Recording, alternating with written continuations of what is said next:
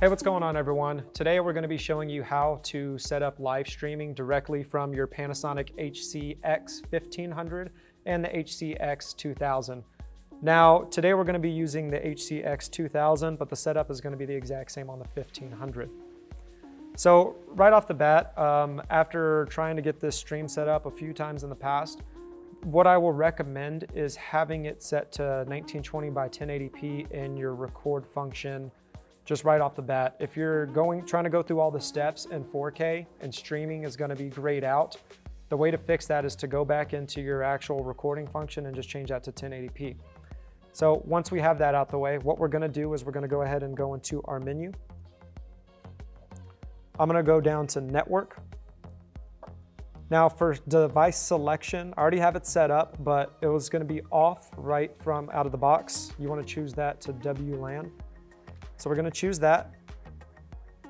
Network function, we want to choose that to streaming. Now after we choose our network function, we want to go down to WLAN property. Now in WLAN property, the type is going to be direct. We want to change that to infrastructure select. Now we want to go down to SSID. Now, while that loads, this is going to be all our Wi-Fi networks that are around us. So as you can see, I already have it linked to PCV Wi-Fi. So go ahead and choose the Wi-Fi that you're going to select, and then we're going to back out.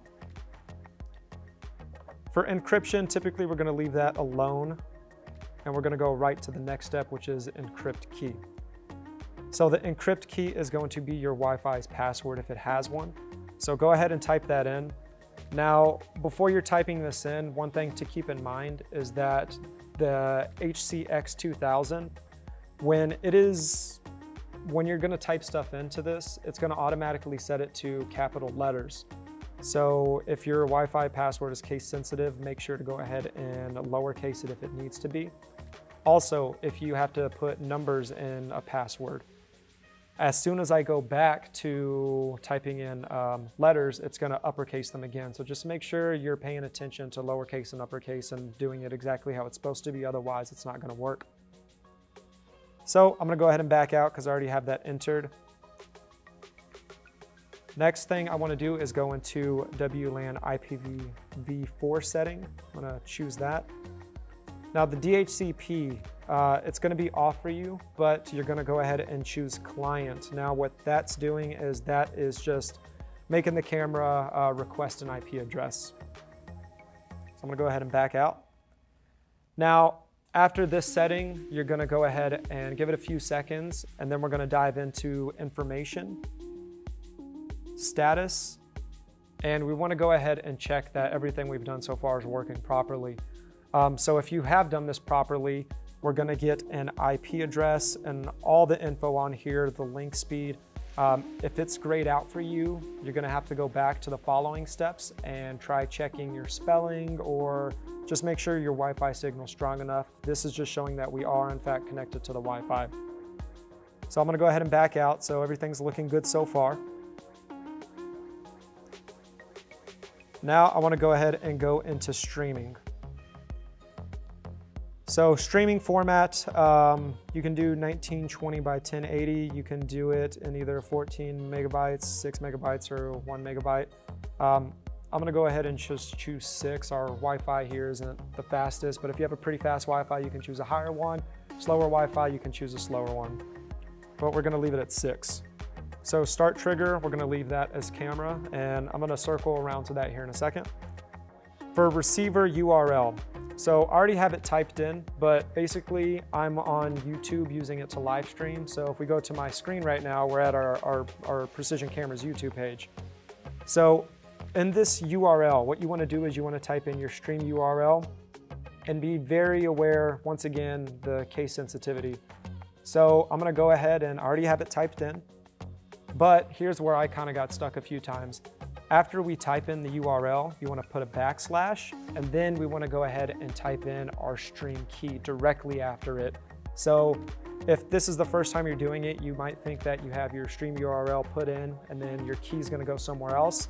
But that's not the case. It's just going to be all on one line. So stream URL, then stream key, and make sure to put a backslash in between them. There is a utility on your computer that you can download from Panasonic's website to get all this information on an SD card, load it into here, and then it'll pop up that way. But that was a little finicky on my end.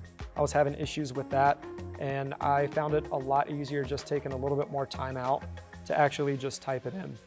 So now I have that typed in, so I'm gonna go ahead and back out. Now everything is set to go, but how are we gonna start our stream? Well, what we're gonna do is we're gonna custom assign one of the buttons on the camera to actually work as the trigger to start the stream. So if I go back out and I go to camera, I'm gonna go to user, and go ahead and select whichever user button you want to select. We went ahead and chose user 5 because it's really accessible and it's on the back side of the camera next to the zooming buttons. So user 5, and just go ahead and scroll all the way until you see streaming start. So select that. And now we're ready to stream. So I'm going to go ahead and back out. Now, if you've done this correctly, if you look on the top right of our screen on the Panasonic HC-X2000, we're gonna have a little Wi-Fi symbol in the top right. Right next to it on its left side, we're gonna have an arrow facing up. So everything's done correctly. So what I should be able to do now is go ahead and press user 5 on the back of my camera. Streaming start is gonna pop up, and that's just gonna keep flashing.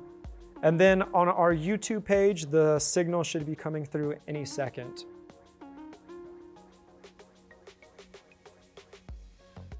Okay, so it's picking up a feed now. And there it is. There's my live stream popping up on our YouTube channel. There is a little bit of latency, so just be aware of that. But that is how you get the HC-X1500 and the 2000 to live stream. And Todd should be popping up here in a second on the other side of the camera. There he is. But other than that, let us know if this was helpful at all. If you have any questions on how to get this set up, make sure you can leave them in the comment section down below, and I'll try to answer them as quickly as possible. Other than that, if you're liking these how-to videos, also put down in the comments other ones you'd like to see in the future. Other than that, remember, like, share, subscribe, and we'll see you on our next video.